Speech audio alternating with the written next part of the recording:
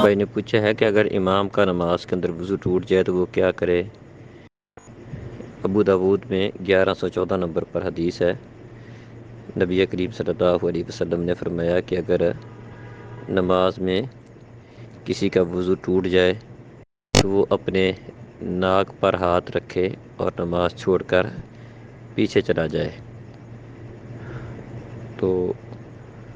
اگر نماز میں کسی کا وضو ٹوٹ جاتا ہے، اگر وہ امام ہے تو اپنی جگہ پر کسی دوسرے کو کھڑا کرے گا، جیسا کہ عمر فاروق رضی اللہ عنہ کو جب خنجر لگا تھا تو انہوں نے عبد الرحمن بن عوف کو اپنی جگہ پر کھڑا کیا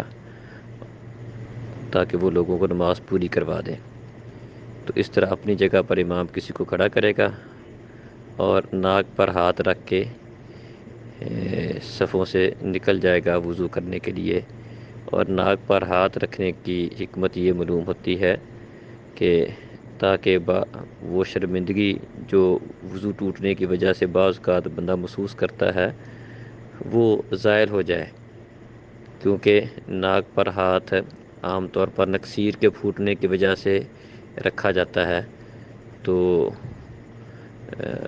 تاکہ سمجھنے والا یہ سمجھے کہ شاید اس کی نکسیر پھوٹ گئی ہے تو وہ شرمندگی محسوس نہ ہو اس کو، اور نماز چھوڑ کر جانا اس کے لیے مشکل نظر نہ آئے۔ تو باقی وہ کہاں سے نکلے جہاں اس کے لیے آسانی سے ممکن ہے،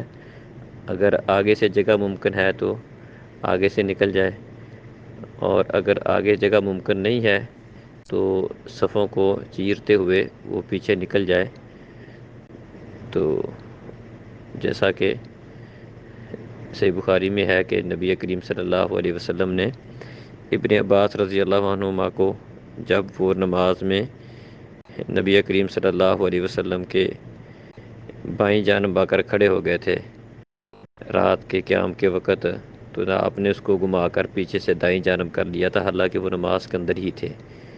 تو نماز کے اندر ہونے کی وجہ کے باوجود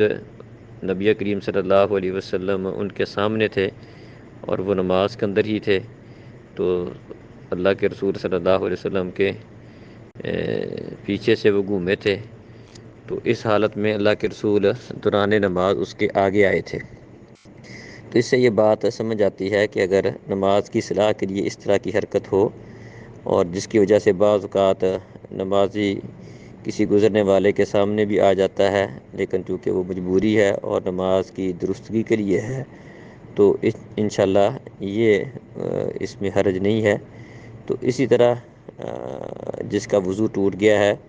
وہ بھی صفوں کو چیرتے ہوئے پیچھے نکل جائے گا، اگر آگے سے ممکن ہے تو آگے سے نکل جائے گا۔ تو اگر کوئی بھی صورت ممکن نہ ہو، اس کے لیے وہاں سے نکلنا ممکن نہ ہو، تو نماز کو چھوڑ دے گا، نماز توڑ کے سائڈ پہ کھڑا ہو جائے اور نماز ختم ہونے کے بعد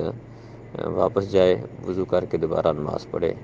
واللہ اعلم۔ السلام علیکم ورحمۃ اللہ۔